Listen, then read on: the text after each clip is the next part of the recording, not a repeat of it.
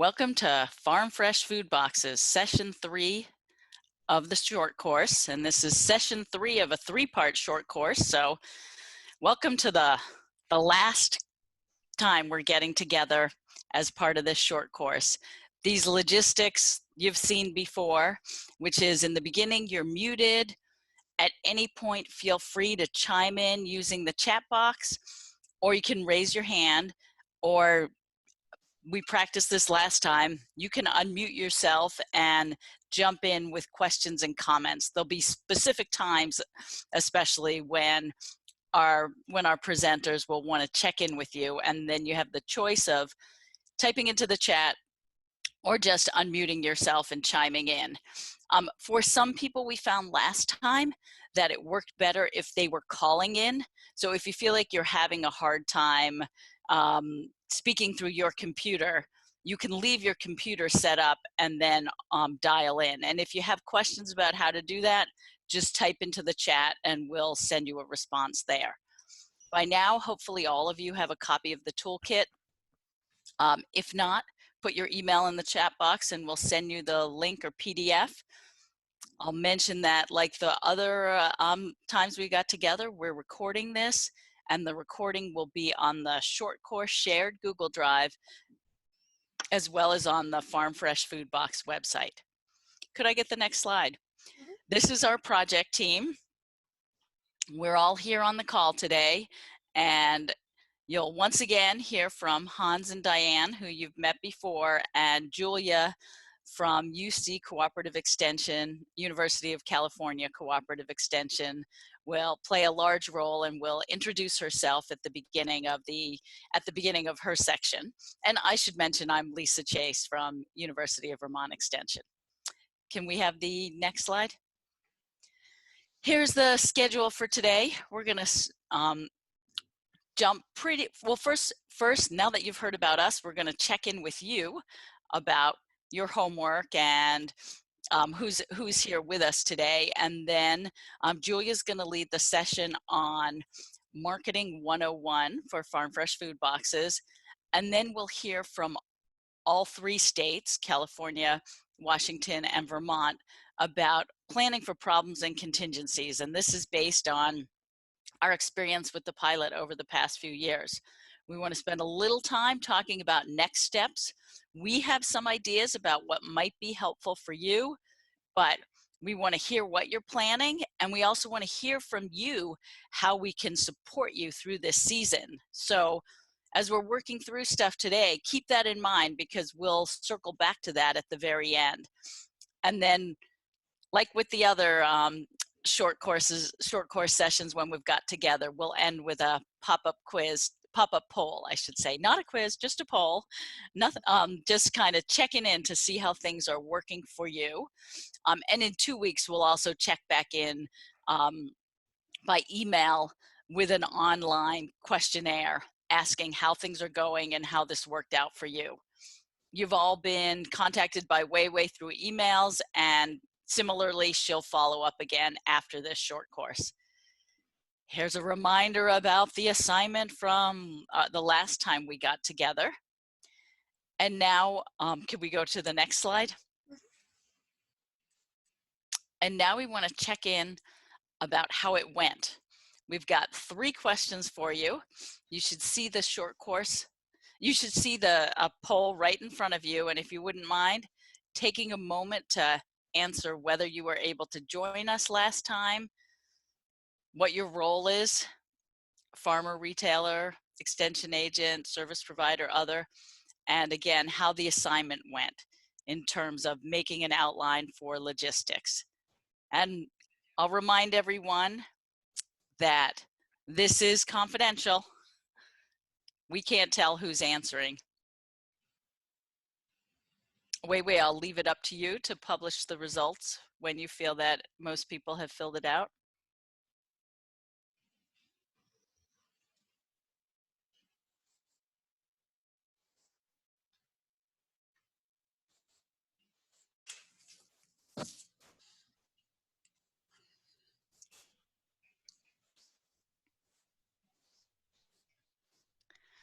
Oh, good. It looks like everyone was here last time, so everybody's up to speed. Full house of farmers. And it sounds like some, mixed reviews on how the assignment went, which is totally fine. And we want to hear a little more detail about how it went. Can we get the next slide, Julia? So now I'm going to turn it over to Hans and Julia, who are going to check in about what went well with the logistics plan and what didn't go so well. Okay, so I will start here, and we have, a few people called in that won't be able to make it, but the good news is we can more or less have an open conversation. You certainly can write in the chat if you're having any problems communicating, or if you prefer, but really, the idea here this last week or last couple of weeks was to really think about the logistics, either with a partner or alone. What might work for you? What is workable in terms of maybe going, those last, if you remember the assignment from a couple slides back, but what was workable in terms of, box size, time of day, the kind of box, what are the options that could work, and pricing, content, all of that kind of stuff. So what went well in that, or what didn't work, and then what do you still have remaining on the logistics front? And maybe you're not really there yet. Maybe there's some things before you can even get there that you need to answer before you can start thinking about logistics. And we should just hear from anyone and about your situation and how it relates to logistics and where you are, whether you made progress or not. So I don't know who's out there who would like to start, but I see a couple people. I see Georgette, Julie. Can you hear me? Yep. Is Okay, that Julie? Yes, this is Julie at Cloud 11, and it's working this week. Yay. Yay. You sound good too. I'm going to talk a little quiet. I'm in the back corner of a restaurant here. Oh, cool. And remind folks where you're coming from. And we are in the northern corner of the panhandle of Idaho. So I'm Moyer Springs, Idaho, and we operate a small farm. We run it organically, and we just this week got certified naturally grown. And I joined this group as a participant because we were working on a producers co-op, an online producers co-op, and we thought this might be a platform that group could use. And after the first session or so, we decided that it wasn't for that group, although I like what you guys are doing, and we want to try to roll this out in our rural community. So I met with an owner of a small rural store this week, and he's all in. And we just did an overview of it, and we're going to meet again in about 2 weeks to go through what I should have gone through with the homework assignment, but we're going to take more time in a couple weeks to go through that together. That's great. So yeah, tell us a little bit more. Like you said, he's all in. So what actually, when you went in, what went well? What were you able to do? Where was yeah. He's supportive of what we are trying to do, and so this rural community, Moyer Springs, is about 600 to 700 residents, or the population is, but it's adjacent to a larger community, Bonners Ferry, which is about 2,500 residents. The whole county itself is about 10,000, and just to give you a sense of our county, we have one stoplight in the whole county. Sounds like Vermont. We participate in the Bonners Ferry Farmers Market. This year we are expanding to 2 other farmers markets in Sandpoint, which has a huge transient tourist population because they have a ski resort and a lovely Lake Pend Oreille, etc. So we're going to do a midweek market down there, and then we're going to Libby, Montana on Thursdays because we need to bring more income in to sustain our farm business. The rural community part with this Moyer Springs, we call it the mall. It's a kind of a one-stop gas station, convenience store, bar, and they advertise a laundromat. But it is a hub for people there's a lumber mill adjacent to it. So when the workers get off work, which is a late afternoon, kind of a rush, there's traffic at that time. It's about 11 miles to Bonners Ferry, to the larger grocery stores to get produce. So he and I think, even though it might be just up, you know, short of 10 boxes a week, maybe in the 5 to 10 box range, we'll give it a go, and we'll try to tailor it to what the customers want. I mean, we'll throw out a generic box at first and then see what works and what doesn't work. We'll reassess during the season. What is interesting, there might be another opportunity here. At the last meeting, you guys talked about bundling items. Well, he has a commercial kitchen in his facility that we might be able to kind of, I don't know, put together, say, a salad kit or something like that by using his commercial kitchen and include that as part of an offering. Wow, Julia, this is really exciting. Are you targeting locals? Do tourists also stop at that store? Are you targeting both? I think our primary target is locals. It is a real funky looking, to say it constructively, business. It doesn't really attract a lot of tourists. I mean, it's a main highway between Montana and Idaho. There is a lot of tourist traffic that goes, I mean, we're 25 miles from the border with Canada. We had a lot of British Columbia traffic coming down. But this particular spot doesn't draw people. If we had nice signage and if we get things going and make it attractive, I think it has the opportunity because of the highway. But as it stands right now, it would be primarily locals. That makes sense.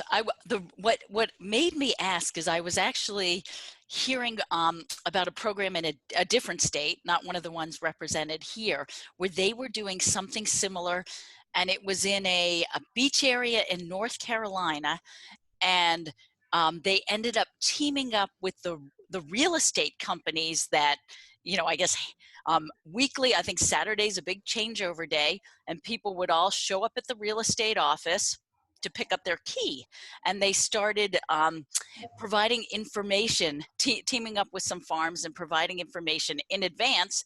You know, when people are planning their trip, they would also get information if they wanted to pick up a box. And when they picked up their key, they could pick up a box. And it worked in that case because people were renting a house for a week. So they were, you know, coming from different places, and they were planning to do some cooking on their own, and it was convenient to pick up a key and slate additional charge. Let's pick up a box too. I only thought of that when you mentioned tourists, but I think in your case it makes sense to focus on the locals. Well, as you say that, so the community south of us, which is Sandpoint, their population is on the sign is around 7,000 to 8,000, but in the summertime it blossoms up to about 20,000. So that would be an amazing opportunity to maybe solicit those realtors down there and do something like that. Mm-hmm.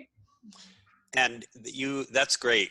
And thanks, Lisa, for mentioning that. And you also said something, Julie, that about the salad box or something like that, or kit, that we never tried this, but it definitely was an idea that a retailer brought up about, hey, I run these specials on either meat in my deli section or something, or you know, trying to sell certain food items. Like, what about running specials for a bundle of something, and that it has a menu or menus that go with it? And this was in Hartford, Vermont.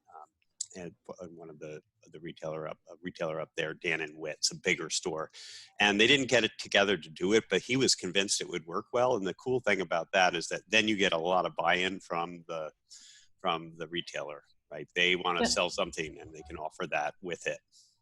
Yeah, I think there's a huge opportunity in that. When I was talking with this owner of this business, he himself participates in one of those gourmet food boxes where you order, it comes with chicken breasts and all of the potatoes and the broccoli florets, and then the seasoning, and then a nice recipe that is almost laminated and in easy steps to put it together. And he pays a high price for that. So we do have an opportunity here. There are individuals that would be willing to purchase that convenience if our limitation is being able to have a commercial kitchen to prepare it in. My husband and I have thought about building one, but we're building a lot of infrastructure right now, so we're juggling priorities. But this business owner happens to have a commercial kitchen on his site that might be, we could put to use for something larger. Great. Wow. So I had also put this up, you know, this is exactly the kind of thing where you start, when you meet someone, you start thinking about win-wins, where other folks are going, where the retailer has interest. Exactly what I'm talking, what, you know, what we're trying to get all of you to think about when you're, you know, how can we find these points of synergy where you find an ability to develop a kind of market in a niche that has mutual buy-in, and that's really the key that's going to make it help launch it. So and just encourage everyone on the call to, not just the people running the call, but all the other growers that are here to pitch in and help sort of workshop, or I throw out ideas or help problem solve with everyone. And you folks, you know, everyone here has a lot of knowledge and has succeeded in certain ways, right?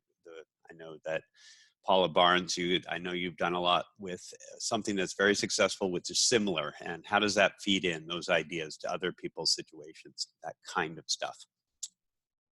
Julie, just before we go on to anyone else jump in, but also sort of your remaining, really got to, you know, before you meet again, some remaining tasks or questions that might be helpful to address in this group right now, or on this call at some point.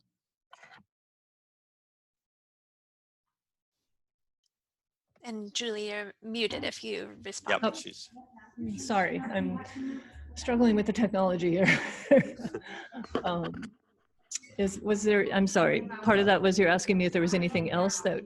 So yeah, you've got an exciting possibility, and it sounds like something you definitely want to pursue. That's great. And on this call, we're here the next hour or so. You know, what are there remaining questions or things that would be helpful, sort of, that we want to put up to make sure we get feedback on? One of the things that we struggle with being so new is everything is a huge learning experience, a huge learning hurdle for us. So for instance, the whole packaging side of things, you know, we have to spend so much time investigating cost-effective solutions, and we're hugely passionate about being sustainable. And it's so frustrating when we go down these rabbit holes of people that claim their products are biodegradable or compostable, and then you come down to the end of the hole and you find out, okay, well, they say it is, but it just breaks down to more plastic. So I find that it would be nice to have a sharing of resources of people that have done investigations like that, and share that between each other, so we can be a little more efficient with finding those good choices. Does that make sense? Yeah, definitely. Any of the other growers want to respond on that? I mean, certainly the throwaway boxes are not a great idea for long term. They might be all right for getting started, but other, you know, either reusable or box deposits or bags that you wash, or other growers have any other experience they'd want to add? Can you hear me? Yeah. This is Liz. Hi, Liz. I just second what Julie was just saying about just the struggle of trying to figure out the packaging. I think that's one of the biggest logistics that I'm sort of thinking of right now. One thought that I've toyed with is an option, like a depositable option with different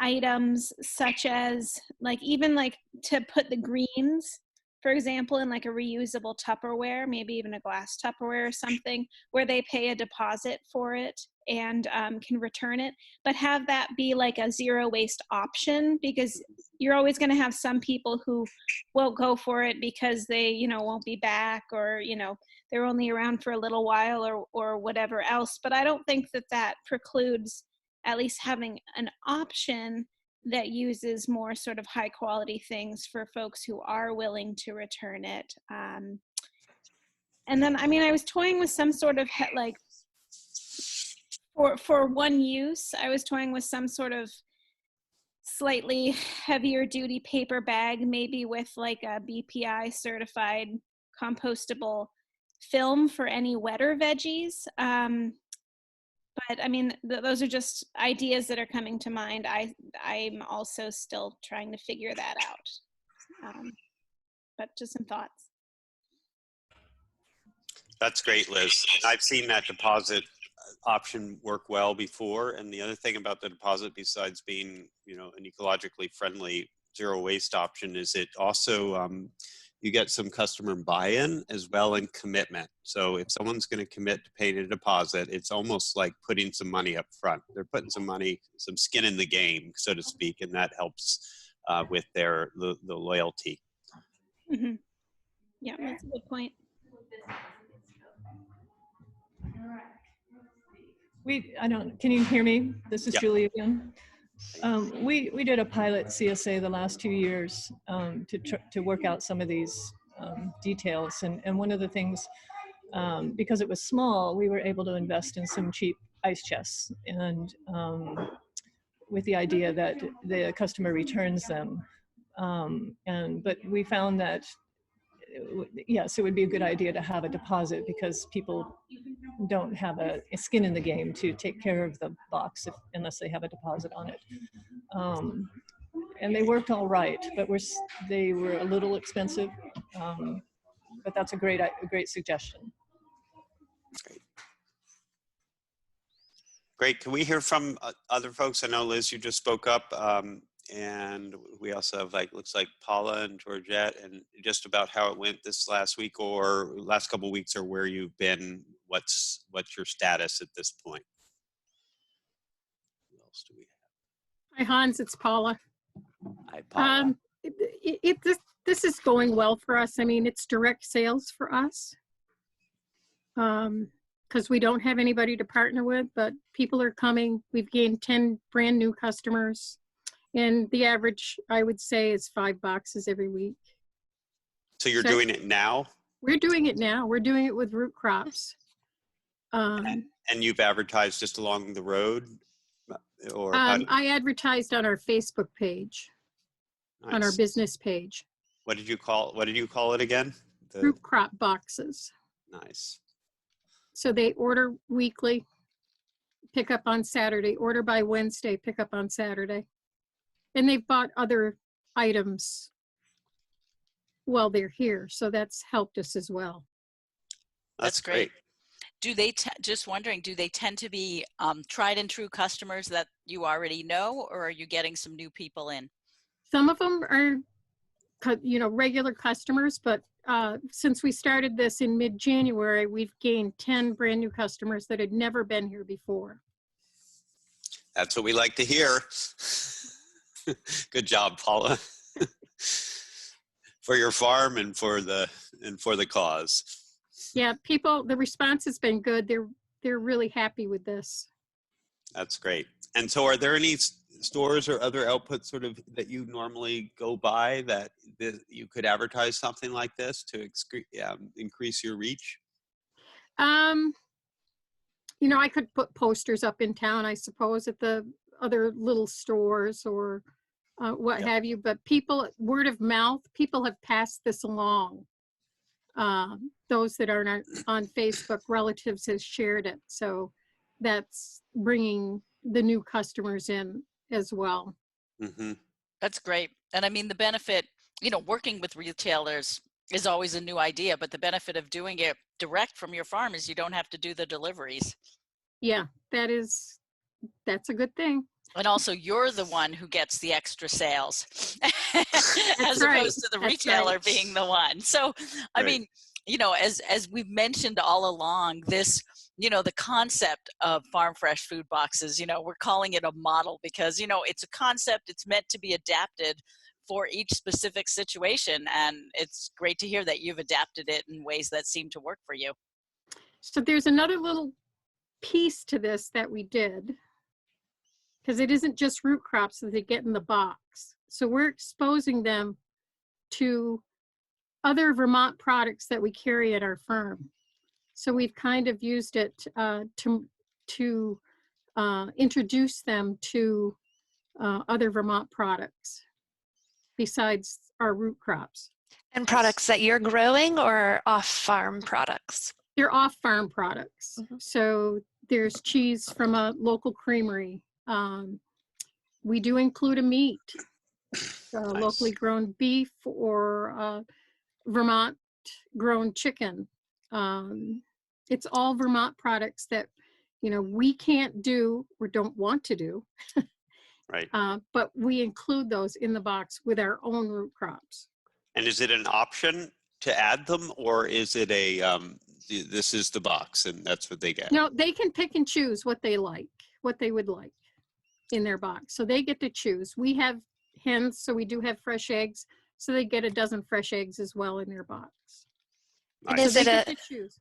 is it a set price, or is the price customized depending on what they choose? No, it's a set price. And Paula, in the chat box, we have a question from Georgette, which is asking, do they pay the farmer online, and where is your farm?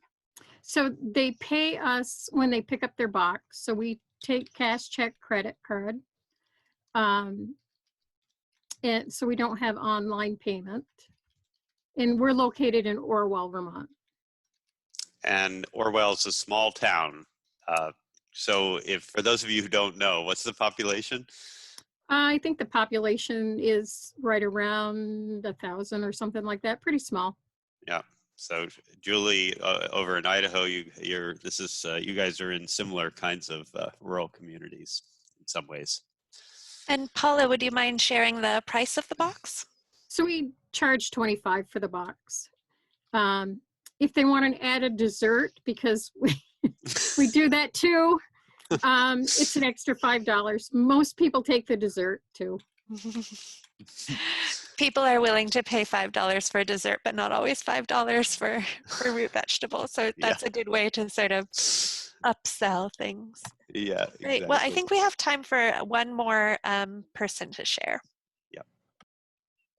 Oh, actually, sorry, if you don't mind, Paula, we have a question from Julie asking, how do you assemble products from other producers for the box? So, the meat's frozen. So when I pack the boxes, obviously they don't get that until they come to pick up their box. I just put that in a Ziploc bag because I don't want it, even though it's frozen, I don't want it touching the other stuff in the box. Did I answer that? So order, do you think? you're stocking some of that product from the other farms that is going to come, or you'll pick it up when you. Yeah, we stock it right. We got licensed last summer to sell any frozen meat product. Great. Because we were approached to sell frozen beef, and then people asked for chicken, so we went into chicken too, and now they're asking for pork. Well, okay, well, folks, we are going to move on here pretty soon. Maybe one more person. We'll have plenty of opportunities to bring in all sorts of questions in a few different times during our time together here. So, anyone else before we move on about how things went this last week or two? I'll just chime in from the chat box. Diane Yeah. Smith, who is part of our team, mentioned that since you're selling direct to the customer, you could take SNAP food stamps if you wanted to, which was, one of the issues we ran into selling the food boxes through retailers is that SNAP can't be used in that case, but it could be used in direct to consumer sales. So just throwing it out there as another potential benefit of selling direct. Okay. Great. Julie, you want to carry on? Yeah. So moving on, the next segment, and really the bulk of today's webinar, as Lisa mentioned, is really focusing on the marketing and getting the word out, and then problem solving and making contingency plans. So I'll be moving us through this next segment. And just to remind folks, I'm Julia Van Solen Kim. I'm a food systems advisor or extension agent in California at UC Cooperative Extension. I work in the San Francisco North Bay from the north side of the Golden Gate Bridge, so a fairly urban area, all the way up to Mendocino County, which is the size of Rhode Island and very rural, lots of long, windy rural roads. So this project I piloted in Mendocino County with a farm that was in one of the really small rural towns on the north side of the county. And so I'll be sharing a little bit of my experience working with that farm and the 3 retailers that they partnered with. And maybe I'll say just briefly a little about my background, since Diane mentioned a little bit about hers on the last call. So I'm trained in community development and in public health, and have worked a lot on building a local regional food system. So I have experience working with farmers in that capacity, and then also working with consumers and low-income communities. So that is what brought me to this project. So diving in a little bit to the specifics of marketing around box size, price, and contents, I want to share a little bit about the context in California, and then hand it on to Hans and Diane to share their context. So depending on it all depends on the target customer. So if you're in a very rural area, if you're in an area that's rural but very foodie, rural but sort of old-fashioned and traditional, it's all going to depend on what your target customer is seeking, and whether you're at a convenience store or a local foods market. And so you have to think and anticipate who that target customer or customer types might be that you're trying to reach, and then build a box out from there. And I think this is uniquely different than the CSA model, where it's really can be driven by what the farmer wants to grow and likes to grow, and then the customer is committed to accepting that for a flat price, regardless of the bounty of the harvest or lack thereof. In this case, this brings this food into a retail setting where the food really has to speak for itself, the concept has to speak for itself, and it's reaching a non-traditional audience who might not be accustomed to purchasing local food, and the opportunities and constraints that come with that decision to purchase local. So in our pilot projects, box sizes ranged from small to large. So a small was sort of like a half share box, and large was like a bountiful harvest box or the winter survival box. It was sort of a supersized box. Box prices ranged from just to $15 to over $30. I believe our most expensive box option was $45 that was offered. And of course that matched the size of the boxes. We found that farmers chose to have contents be set or variable. So an example of a set contents might be that you're going to get five assorted things in the box, versus variable. At the beginning of the harvest season, maybe it's 4 things, and at the height, maybe it's 12 or 15 different varieties of things, and then back down to a smaller box. And so the contents might be slim or bountiful depending on the harvest.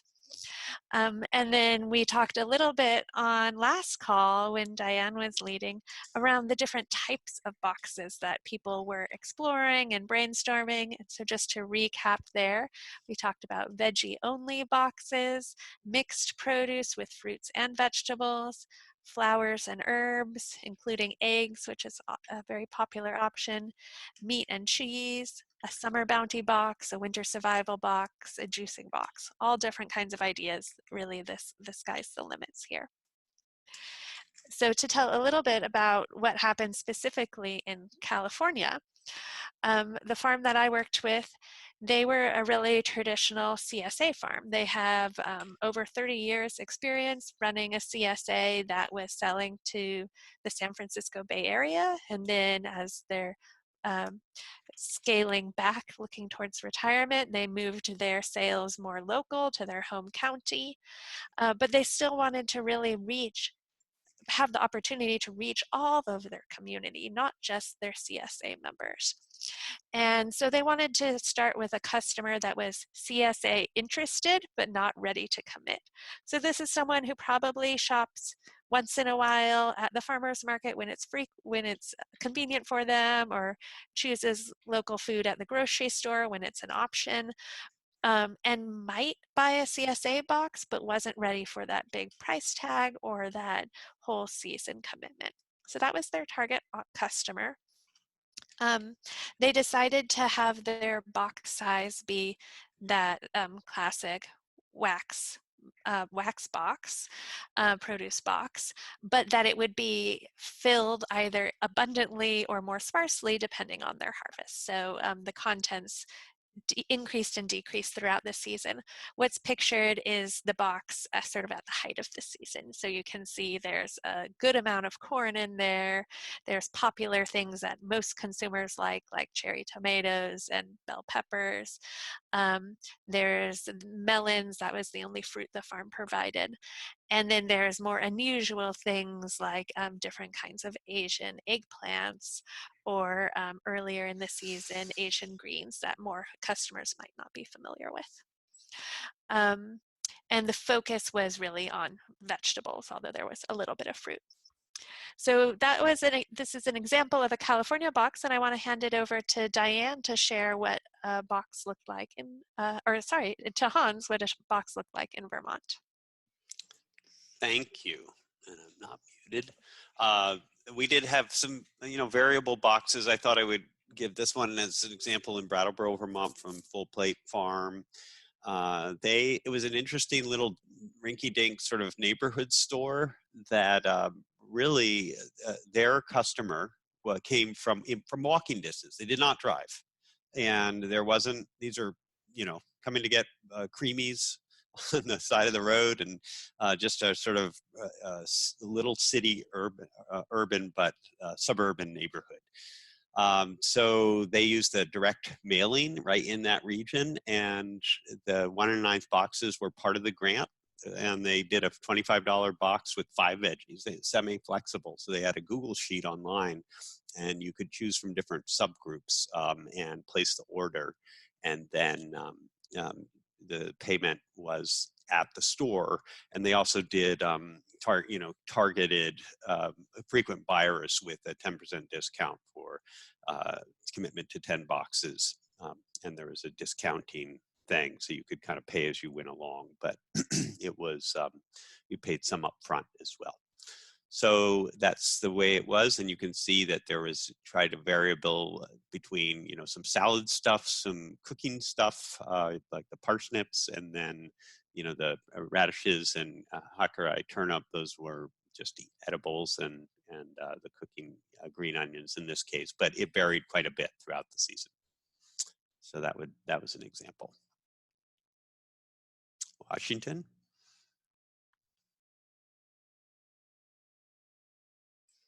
You're on mute, Diane.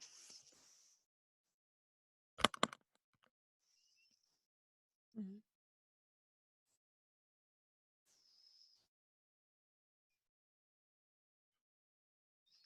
Wei, are you able to unmute Diane? It looks like Diane is unmuting herself. I wonder if it's a problem with your headset. It might be because it keeps going between mute and unmute. Does that work better? Yes, now you're connected. Okay, very good. Okay, so hi, this is Diane. So in Washington State, I had 3 retailers and 3 farmers or growers. The target audience primarily was the neighborhood in each of the locations. It was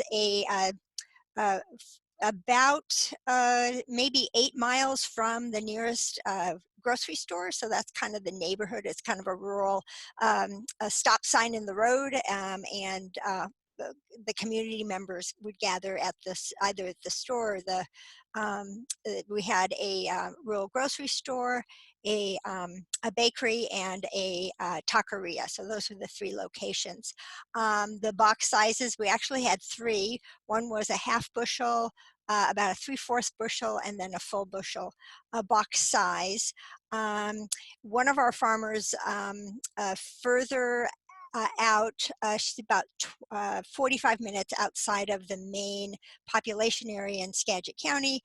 She offered 3 different box sizes, and she based it on how many family members might be able to get enough servings throughout the week. And the other 2 farmers, one was $20, and that farmer did a full bushel box at $20. And then the third farmer tried 2 different strategies. She had 2 different sizes, but she found that most people were always going for the smaller box, and so she just discontinued the larger box. The contents here in Washington State, we grow lots of berries, so there's a lot of organic berries. Herbs, one of the comments was, oh, I can get the herb, from one of the customers was, I can get these herbs, I think it was cilantro or parsley, cheaper at the grocery store, but I get more volume and quality when I buy them from the farmer, the local farmer. So there was that perceived value from the dollar that was being spent. And then Skagit Valley is known for the brassica that they grow, and so there was a lot of cauliflower, kale, kohlrabi that was offered. Okay.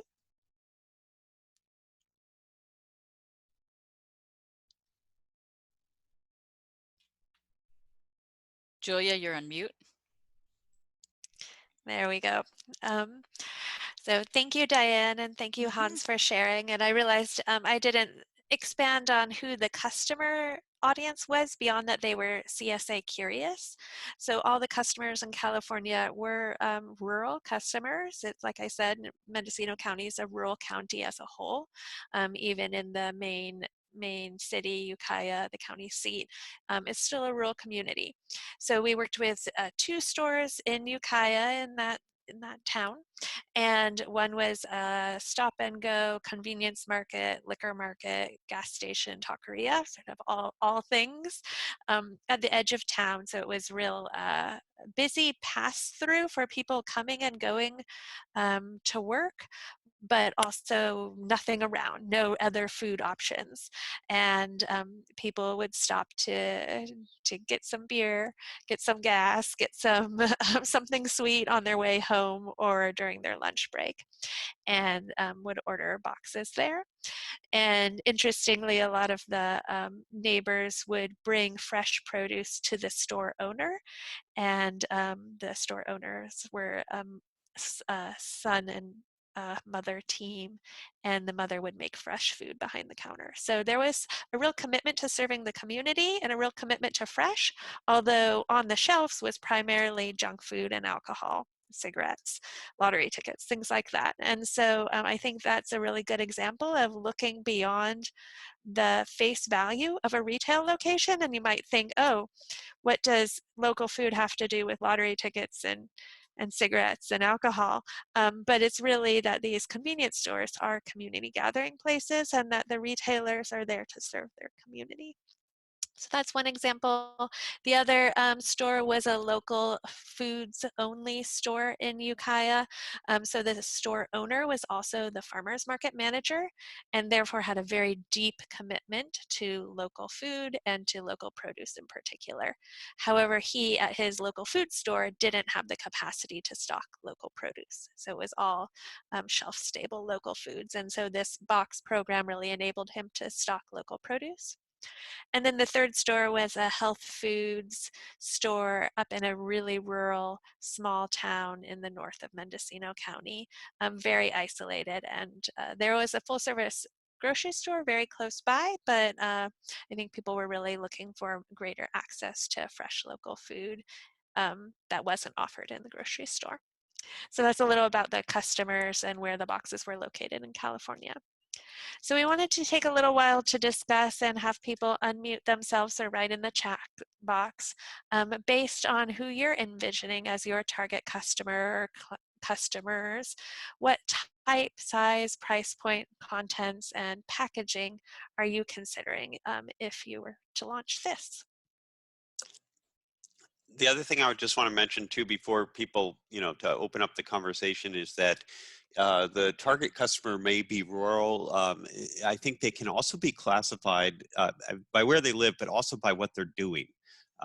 So the gathering place is one thing, even if it's lottery tickets or alcohol, but commuters, for example. And I know like Georgette is on the call, lives on Route 15 in northern Vermont. A lot of commuters there.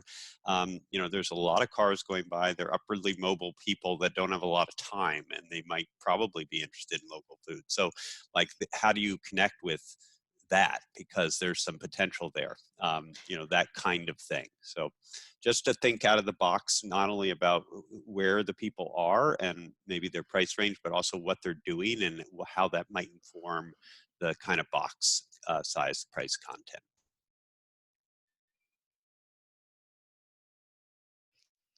So anyone, any of the participants, feel free, especially if you've gotten farther along in thinking about these logistics, feel free to pitch or to share what you're envisioning as your target audience and what you're envisioning matching a box that meets their unique needs. This is Georgette. Can you hear me? Yep, go ahead. Okay. So building on what Hans was mentioning, I had made a note here to myself, but you've got these commuters going by, and some people I know drive a long distance from northern Vermont to get to work in the more populous areas in Chittenden County, in the hubbub of things. And so there's people driving long distances. Then there's people that are local commuters that aren't, well, they might be 25 miles from Burlington rather than 40 or so going into work. And it is a highway, but there's no place to stop except at my driveway or at my farm. So you'd have to flag them down or warn them because they're going 50 miles or more an hour. But how do I target the customer? Like I was thinking, how do you pull, like you talk about our typical customer. So I know they're going by in their cars, but I have no idea what they really would want, or how to lasso them in here, So if you try to do something online, how are you targeting like a survey or something? I don't know if that would work. Sometimes people have like surveys to find out what the customer might be interested in, to sort of give you input into like formulating the box of food. If you give them some parameters and you say, would you be interested in this, that, or sort of you get some kind of a poll from people, or, price range. Is that something that you've done with any of these groups? Yeah, so you're posing all great questions for thought. And in just a moment, we'll be diving into the different marketing strategies that we use to get the word out to the customers. So hold that thought in terms of the marketing strategies. In terms of gauging what customers are interested in, I think that this model, since it's more of a retail audience, from our experience, it really lends itself to the staples, things that people are going to open the box and for the most part know what the item is. And so you can see, just to back up a little bit, let me go back to the 3 pictures. At a glance, there's really nothing in here that a typical customer wouldn't recognize, except for maybe the eggplant, or maybe, more unusual varieties, like we've got a purple bell pepper and a purple garlic, but we know they taste the same. And if you can cook with a red bell pepper, you can cook with a purple bell pepper. Similarly, radishes are going to be fairly familiar, lettuce greens, salad greens. green onions, but then what are these crazy other root vegetables, right? Like we may say, oh, turnips. We know that that's turnips, not too unusual. But what we've learned from the retail audience of, those people going by on the highway, very few people are gonna know what a turnip is or a parsnip. And so maybe in this particular box, it might be a good idea to only include one of those at a time as opposed to both. It really depends on, how familiar with the product the local clientele is. And so in Vermont, they might be a lot more familiar with root vegetables than in other areas of rural California. And then similarly in the Washington example, you can see at a glance, it's a nice even mix of things that are really familiar. We've got cilantro, we've got carrots, but then we've got some slightly different things like the uh, broccolini or whatever that is, if that's broccolini. Yeah. Yeah. That's, it's like, oh, a customer's going to go, I think this is broccoli. Maybe I'll try it cooking it like broccoli, but it just looks a little different than what's in the store shelf. And so what we found is like really basic, familiar things are going to be a staple. We talked with one of the gas station owners that was part of this project, and he was like, iceberg lettuce. I know what iceberg lettuce is. Romaine, I've got it. But there's some really crazy green things in here that I have no idea what to do with. So I don't know if that answers your question in terms of like, what are people looking for? But I think in this model, it lends itself to more of the staples and the basics than the really unique, crazy things. Well, yeah. I think that a lot of these people have an option if they're going by the highway. And I was just thinking this when Hans has a prompt in there about where are they stopping to get gas or whatever. So like the closest town before they would come by here would have that. It has a really nice new market, a full grocery store with some of the local vegetables and really good vegetables, and that local Jolly where Jericho Settlers had their boxes at the gas pump when they first participated in this program. And then they go, then they're going to go like 7 or 8, probably 8 to 10 miles till they get to the next little town. And that guy has a little store with a gas pump and, liquor, and he has some vegetables already on his shelves, but he's not typically known for the best fresh vegetables. That's like another gas stop. Then then you go another 3 miles and you're in another town with the gas stations, but there's also local shops on another street in Jeffersonville there that has local produce and farm stuff. So it just depends on where they're going and how many times how many times they're going to want to stop. Like they might stop here if they knew they were going to be picking up their box. Like, yeah, and that's what I think you're ahead of yourself in the sense of what, not really ahead of yourself, but you're thinking very carefully about where they're stopping. That may be a place to market. You may want to actually potentially have them pick up from your house, but do a display and market in these stores, where these commuters are stopping. It might be a way to reach them. Maybe you could drop at the stores too. But the point is, this is trying to get in their heads, like, the people are coming home late. They're driving at dinner time. They're coming home to probably a family or other people. It may be kind of crunch for time, and they would really want sort of predictable, fast, convenient, and they don't want to have to look around or not know what they're going to get. So I think that the idea of actually connecting with a grower and being part of a certain program where they know they're going to get this kind of 3 salads in a box, and they know when they're picking it up, and they know what they can expect, or it changes a little bit through the season. I think that has some potential, and the size or whatever of the box, especially if they picked up at your driveway, once you have 10-15 customers, that might be worth it for you. I think we have time to hear from probably one more person. And Georgette, that's all great questions that you're asking and posing to yourself and to the group as a whole. So thank you for sharing. Is there anyone else who'd like to share around what they're thinking in terms of a target audience, box size, price, and possible contents? And I'll just add, you can share by unmuting yourself and chiming in, or feel free to type in the chat box. Thanks, Lisa.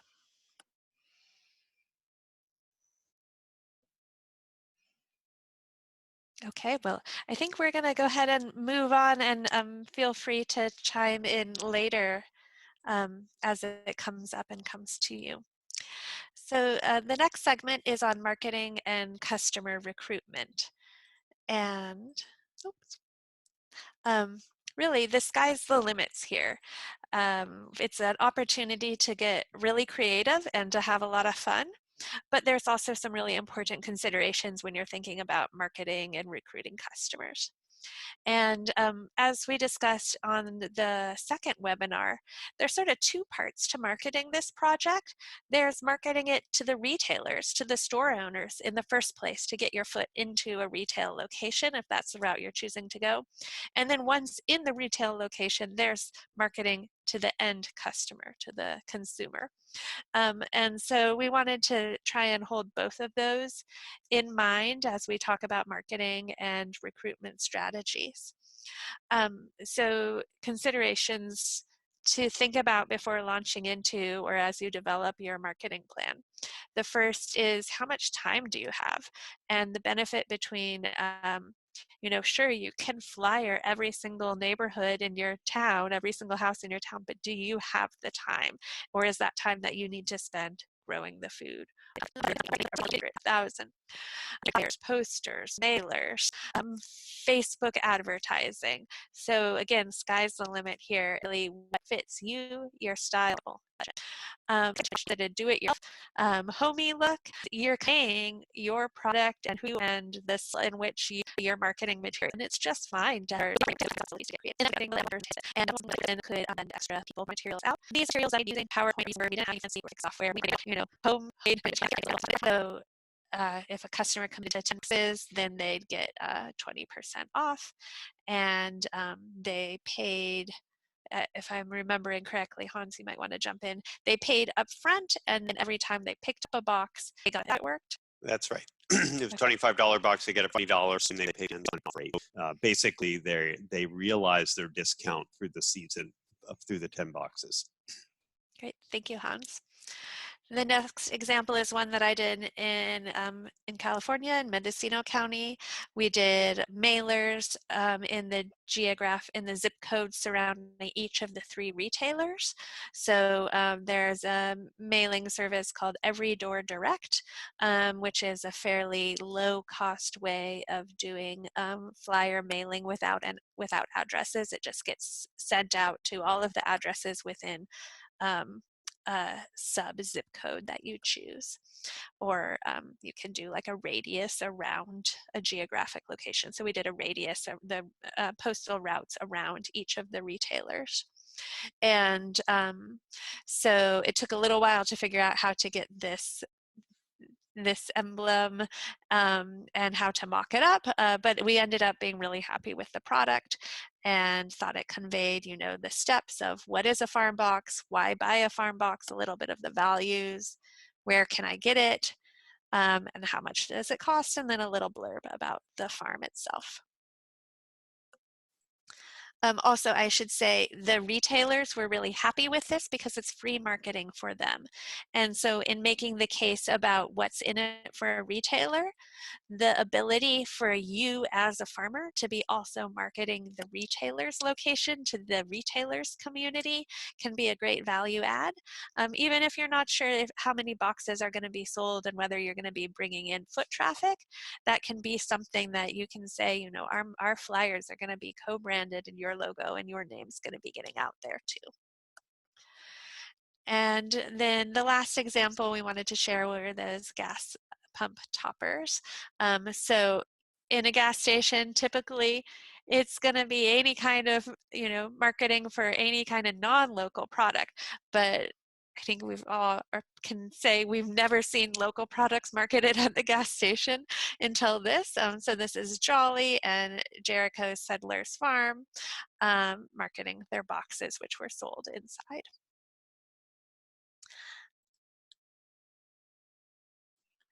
And so in terms of marketing and recruitment, whether it be retailer recruitment or customer recruitment, again, things to consider are time, hard costs, the practicality, the medium, your personal style or your business style, and to get creative, to take a leap and try something new and fun, because this requires some out-of-the-box thinking.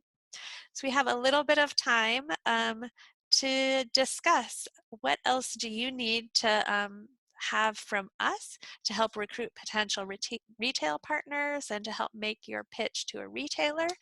And then what promotional and recruitment materials and strategies are you considering that might work well for your area and for your reaching your end customer. So feel free to share in the chat box or unmute yourself. Also, Weiwei, I had texted you here or chatted just the. I know that we're planning to and may have put up already many of these examples in PowerPoint. I think they were created, so you could take anyone could take something like that and use our design work and just put in your own logos and text or mess with them. And I was wondering if you could verify that or let Yes, us. so that was made available through the Google Drive that I created, and everybody has access to that. I'll send a link via the group chat in just a few minutes. One other thing too that Georgia asked last week, and I think a couple of people had said it'd be great to have something you could leave with a retailer if you're going around, explain the program, and we don't have anything made up that is specifically for that. That's sort of a formal thing.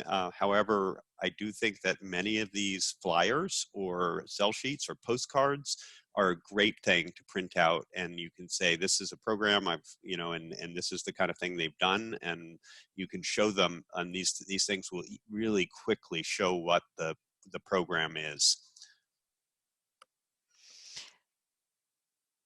We also have a question around what was the source for the pilot boxes, the wax boxes, and in one of the years, I think actually we ended up for all of the years just sourcing it in state from separate vendors. So it really depends on what state you're in and who the vendor is. Hans or Diane, do you have more to add regarding the wax boxes? I know, Diane, you sourced from a food hub at one point. Yes, so we have a incubator farm here in Skagit County, and so we purchase boxes from them, and they had the different sizes that we were able to obtain. And I want to say the cost was between $2.20 and $3.20 a box, just off that, as I recall. And for California, I sourced also through a food hub distributor because I was buying smaller quantities because the original sales, we weren't sure, like, we didn't want to commit to like 200 or 500 wax boxes if we didn't know the sales yet. So I got smaller quantities of bundles of, I believe, 50 upfront, and then was working on sourcing directly from a wholesale distributor, supply company based out of Oakland. So was going to do that, but we didn't actually end up needing the volume. Sort of purchasing in bundles of 50 worked for the people we were purchasing from and worked for me and for the farmer, but we paid a higher price point because of that. The least expensive way to do it, if you can find it, is to actually just go to a larger wholesale farmer in your area and see if they might sell you some, because they buy pallets at a time, generally speaking, and the cost will be probably for them $1.65 a box as opposed to $3. So you pay double to actually get shipped a smaller quantity of boxes. Whereas if you could go to a farmer and offer them a bit more, you could get boxes for a good price. So any insights that people want to share, ideas that they're playing around with for marketing and recruitment? Hello? Go ahead, Elizabeth. Hi. So, I mean, I'm still playing with some ideas, but basically, I have some different locations that I'm thinking about. But I think that the first one that I would be doing would be a farm stand that's in the center of the town of Craftsbury. And that would be really targeting for me as sort of an initial step, and I think kind of the most comfortable step to work out, you know, the kinks in the new system, is to target um, customers that I have who know me to some extent, see me at the farmer's market, but can't really make it to the farmer's market every Saturday. So it's sort of a way to get those customers to be able to access my food more. So that's sort of the target that I'm going for. And so with that, I'm planning on doing marketing at the farmer's market, having a sign and probably some little takeaway postcard sized things, as well as maybe a spot where they can sign up for like a weekly sort of fresh sheet email type of thing. And I'll also be looking into I have like an Instagram account and a Facebook page. And so I'm definitely looking at, even for such a small town, most people are relatively tech savvy here. There's also Front Porch Forum, which I would probably be posting on as well. And overall, my main sort of point of sales and, you know, how they would pay and order would be online. I already have a point of sales website for some of the other, some other stuff that I do. So I have that available to me. And I think that that's a really nice, simple way to get folks to be able to purchase, especially because I don't want to overload the retailer. And that spot in particular is somewhat self-serve, so it would serve more as a drop-off point, whereas I'm considering like there's a store that will be opening up in the next town over in Albany. That's not up yet. It hasn't opened yet. There was a fire a couple years back, so it's been vacant. And that I'm thinking might be a little bit more of like an active relationship with the retailer, same possibly with the Craftsbury Outdoor Center. But I sort of want to keep it simple and pretty retailer friendly, so to speak, for sort of the first run. So that's sort of the marketing that I would start with. I would mention too that, I mean, I have like a Squarespace website, but I have in the past used Square, and Square, which is totally different than Squarespace, does offer free point of sale websites for anybody who's looking for sort of a low cost. For that, they do take a small percentage. I think it's like 2-point-something% for a transaction fee, but that's a cheap way to go if someone's thinking of doing online orders. Great. Thank you for sharing, Elizabeth. So all great points, and we didn't, in our pilot, I don't believe we had anyone using online sales, but really seemed like a possibility. And so I encourage you, if you do that, to keep us updated and let us know how that works in terms of using the retailer more like a CSA drop site and not processing the transactions.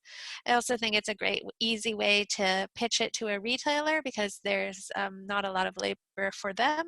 And then if they end up being invested and involved and excited, they can become the champions and you can build up their involvement if they show that kind of initiative, but not required for them to be able to say yes. So I like that framing that you had. Next, we want to talk a little bit about the planning for problems and contingencies. And so as you all know, hopefully as we've expressed, we're really excited about this model. We think it has a lot of promise, and there were a lot of challenges and problems and contingency planning that we needed to do in the pilots, and that we certainly haven't figured out all of the answers to. And it's an emerging small market that needs to be nurtured and needs some entrepreneurial farmers and retailers to try things out and adjust for the local context.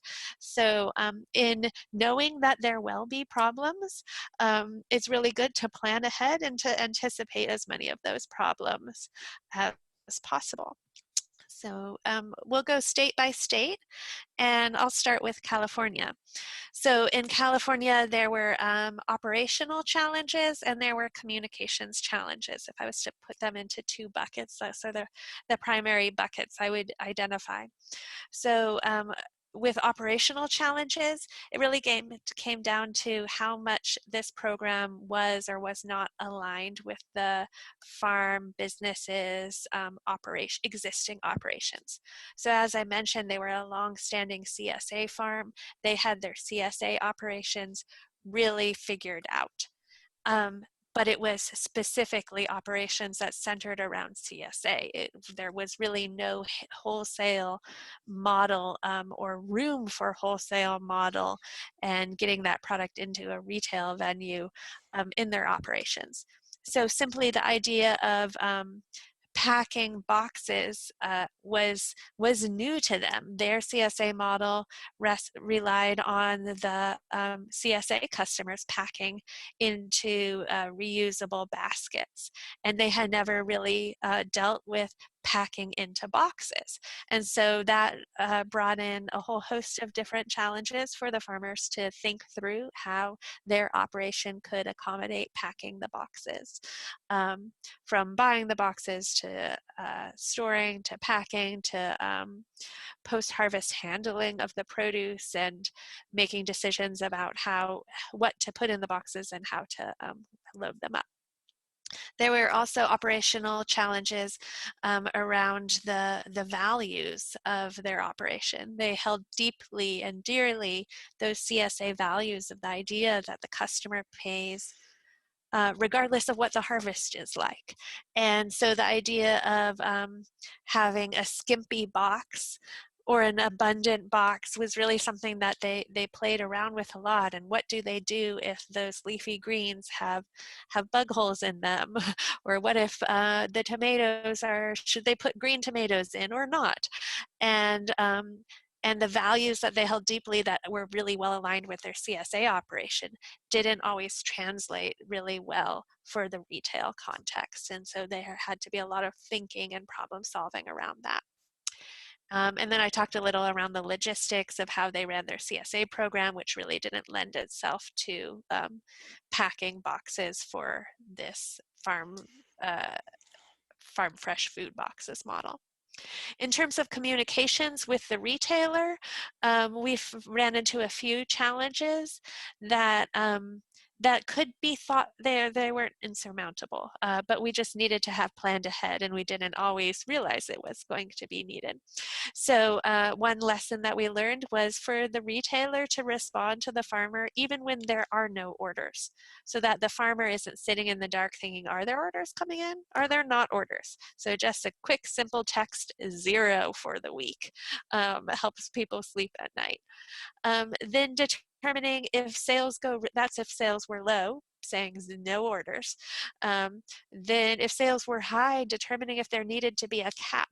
We ran our marketing campaign with those mailers, and all the mailers went out at the same time because they were bundled, which meant orders spiked overnight. We went from 0 boxes to 25 boxes in like 2 days.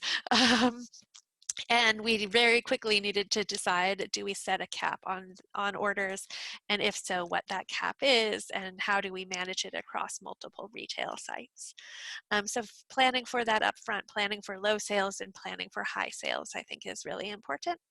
And then in the wonderful event of high sales and you put a cap, planning ahead for when you reach that cap, do you continue taking more sales for future weeks? And how do you track sales when you're dealing with the current week of orders that are about to be delivered?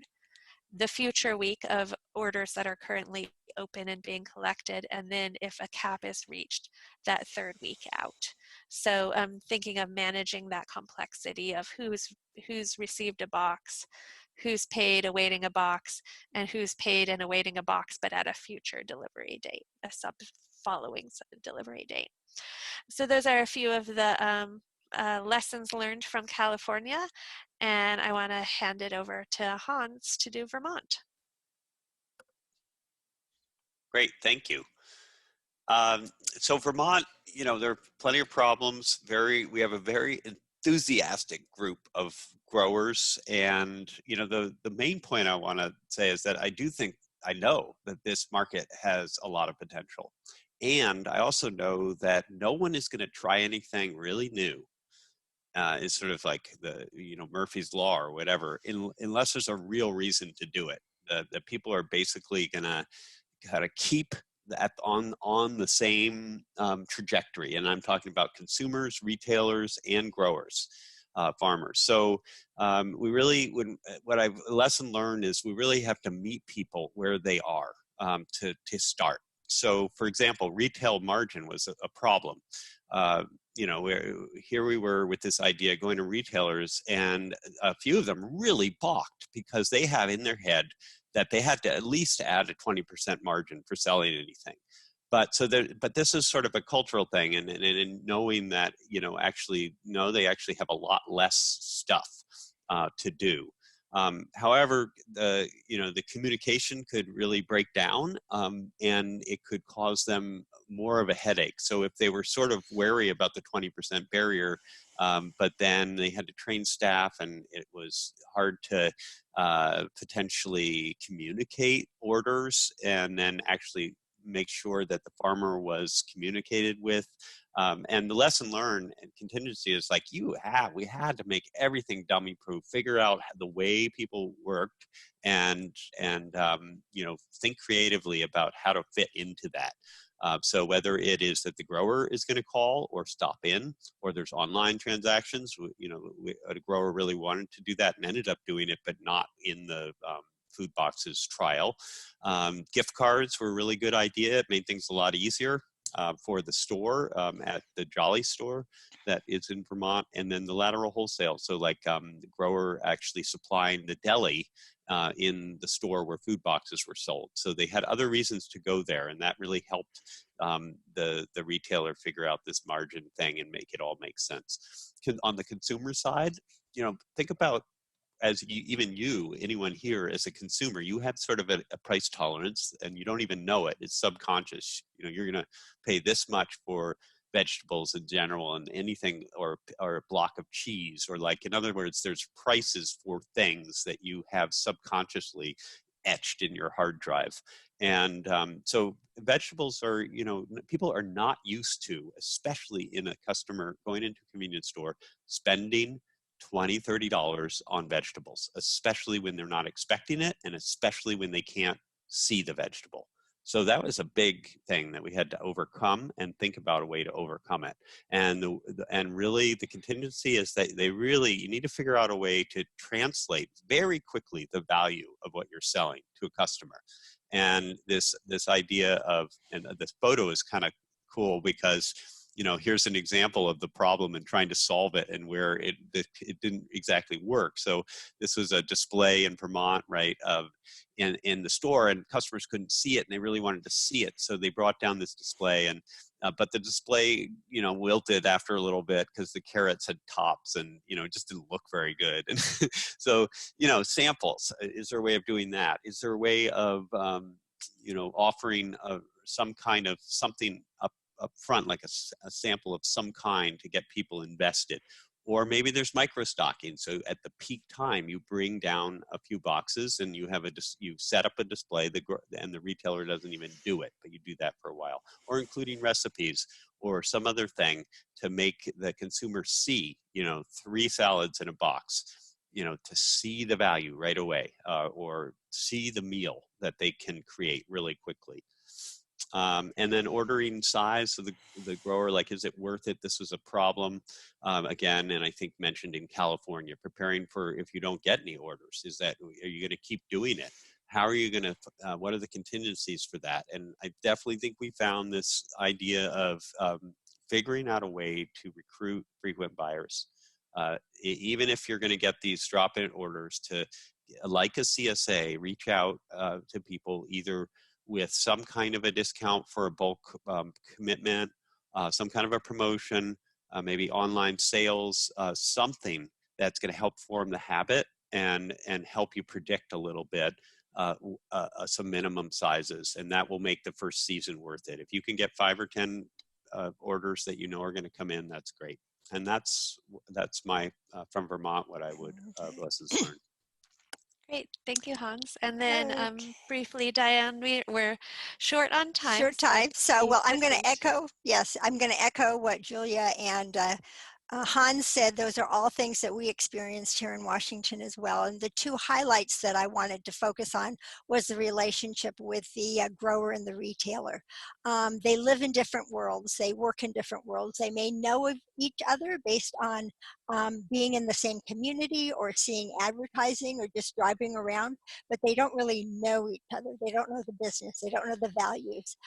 They don't know the challenges necessarily that each partner plays. So getting the business buy-in from the farmer as well as from the retailer was something that in the first season, I don't think I gave enough attention to. I would cold call on retailers and they were very interested. They thought this would not only be a great way of supplementing their business, but also supporting local farming. But it wasn't until the second season when we had those meetings together with the farmer and the retailer that we really saw a more robust relationship being formed. And I think if we continued the next year, that it would even be better because they had that history together and the successes and then working through some of the challenges. And then sales was the other. I think, Hans, you did a nice job of talking about all those challenges with sales. The one piece that we did find is when marketing was out there, sales spiked, and then they went down after about 3 weeks. And so having a routine or a schedule of doing marketing so that the sales are more steady is another contingency that you can consider. Great.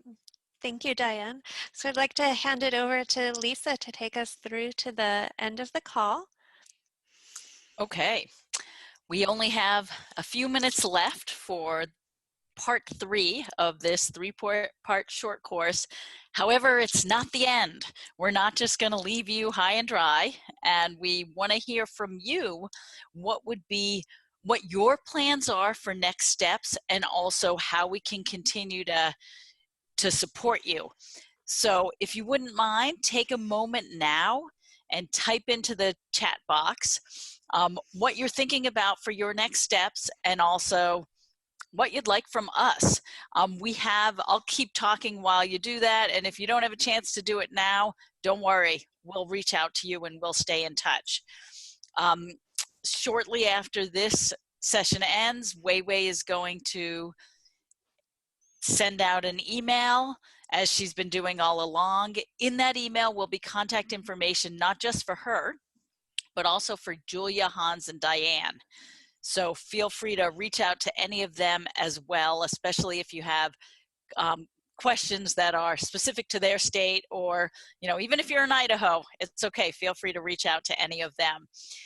In 2 weeks, we're going to send you an evaluation survey, and we hope you'll be able to let us know honestly and confidentially what you got out of this short course and how we could make it better in case we do something like this again for the future. Georgette had mentioned the idea of keeping in touch by email. We could set up an email listserv and open that up for discussion. Weiwei will reach out to folks. We don't want to infringe on anyone's confidentiality, so Weiwei will reach out to folks to make sure they're okay with sharing their information. And if they are, we can go ahead and set that up. Another idea that we were tossing around was, would it be helpful to have Zoom reunions periodically? For example, at the end of the season, maybe in, you know, November, December, we could get back together and touch base and see what's working and see what's not. Julia, could I have the next slide?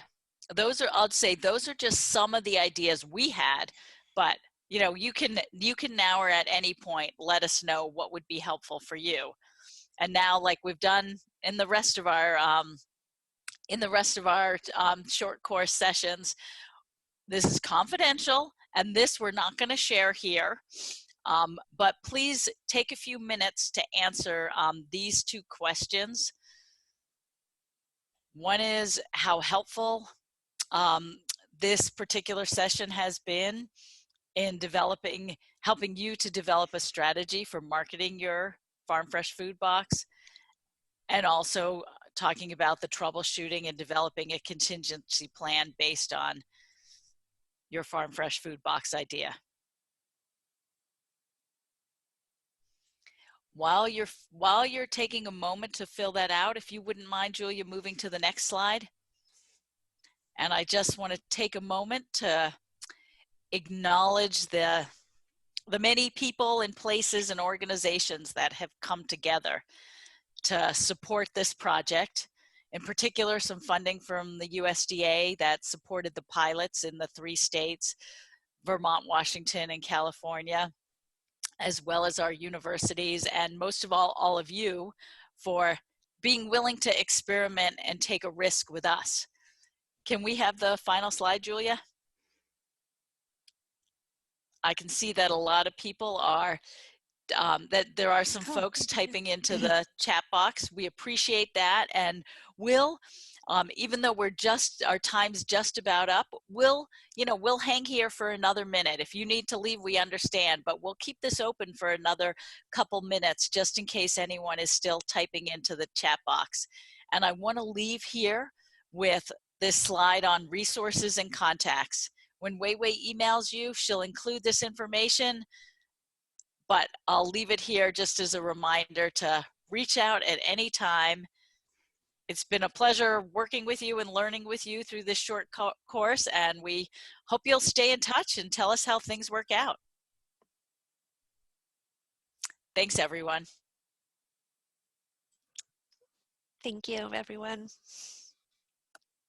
Thanks very much. Yeah, Stay in good touch. luck.